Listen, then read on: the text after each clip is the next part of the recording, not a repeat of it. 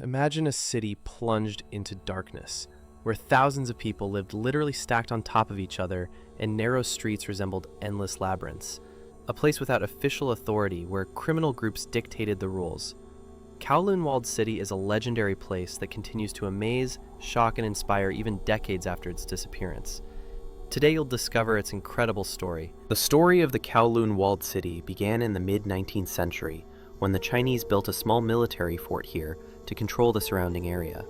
When Britain leased Hong Kong territories in 1898, Kowloon became a unique exception.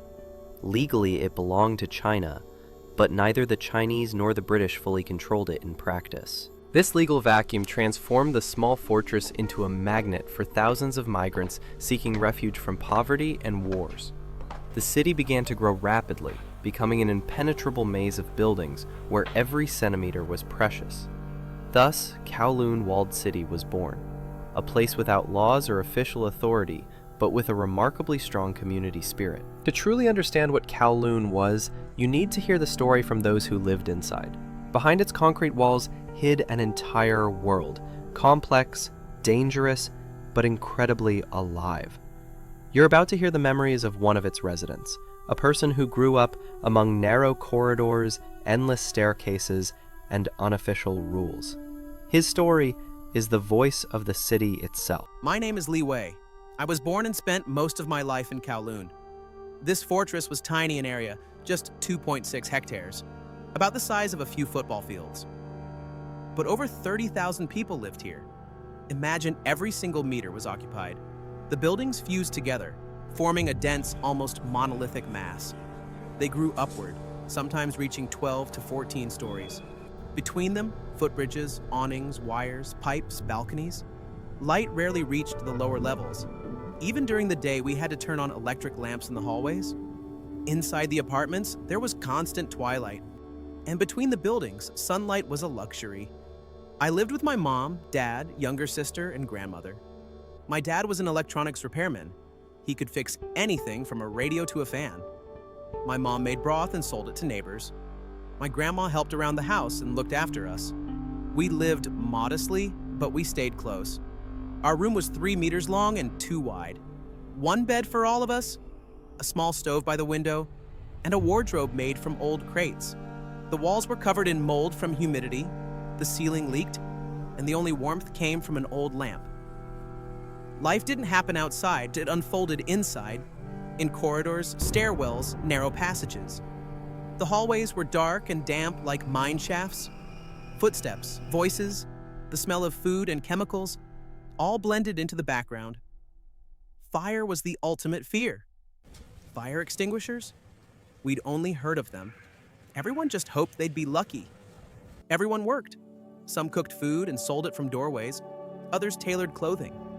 There were carpenters, fixers, barbers, printers, blacksmiths. My neighbor on the first floor had a small candy packaging workshop, right in his room with 2 helpers. Shops? There were hundreds of them, all kinds. People sold anything they could get or make. Grocers offered fresh vegetables, rice, noodles, dried fish, chicken, eggs, and street food. Dumplings, fried buns, sweet tofu. There were herb shops and traditional medicine, dried mushrooms, snakes, and jars of alcohol, tinctures and ointments for every illness. Some sold tea spices, soy sauce. Nearby, there were clothing stalls, second-hand clothes, handmade ones, or imports from the mainland. In back rooms, people made counterfeit branded goods, logo t-shirts, watches, bags, even cosmetics. They looked convincing and made their way across all of Hong Kong, through tourists and smuggling routes. Popular shops also sold stationery, toys, fake designer goods, and cheap electronics. But not everything was legal. Kowloon was a hub for the black market. You could buy pirated tapes, forged documents, fake passports, prescription drugs without a prescription, even weapons. A special place was held by underground printing operations making counterfeit money.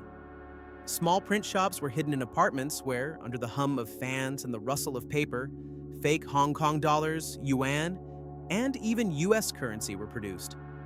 These fake bills ended up in street markets, underground casinos, or criminal deals. They worked quietly at night and always had teenagers on lookout to warn about strangers. All this often happened in corridors, stairwells, or apartments where the first room served as a fake storefront, while the real illegal work happened in the back. Some shops opened early and didn't close until late. People came not just to buy, but to socialize. Trade wasn't just economics. It was the nervous system of the city. As a teenager, I got pulled into the world of the triads. It started with errands, delivering an envelope, picking up a package, following someone. I was naive, flattered by the trust. Then came threats, debts, and no way out. That's how I ended up among the people everyone else tried to avoid. But over all of it hung the shadow of the triads. The most powerful were 14K, Sun Yi-on, and Wo Xingwo. Each had its own hierarchy, its own rules, its own territory. They didn't just extort money, they ran smuggling, prostitution, gambling, and drug operations. They had offices hidden deep within the blocks, regular apartments where meetings, deals, and even executions took place. People didn't ask questions. They didn't look in that direction. Police raids happened, but rarely. According to the press, there were only about 10 serious operations in total. Most of the time, police simply stopped at the edge of the city. They wouldn't go in. Kowloon was seen as too dangerous, too tangled. The Kowloon Walled City influenced not only the lives of its residents, but also the imagination of the entire world. It was this city that became a source of inspiration for William Gibson, one of the founding fathers of cyberpunk and the author of the cult novel Neuromancer. He saw in Kowloon a prototype of the future: dense, multi-level structures, a fusion of technology and decay, chaos and autonomy. These elements became the foundation of a genre where megacities live by their own rules, beyond law and logic. Later, Kowloon inspired the creators of Blade Runner, Ghost in the Shell, and dozens of other works. It was a true cyberpunk city, not fiction, but a reality that was ahead of its time. In the early 1990s, the authorities of Hong Kong, together with China, made the decision to demolish Kowloon. Residents were promised compensation and relocation to modern apartments. At first, no one believed the city would truly disappear.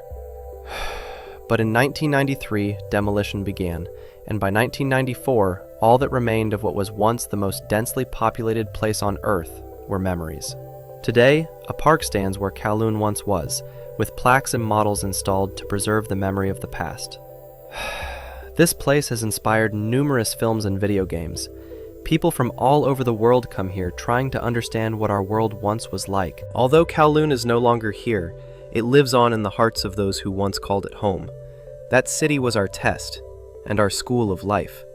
It taught us how to face hardship, how to hold together, and how to find light even in the darkest corridors. I share my story not out of nostalgia, but to keep the memory alive.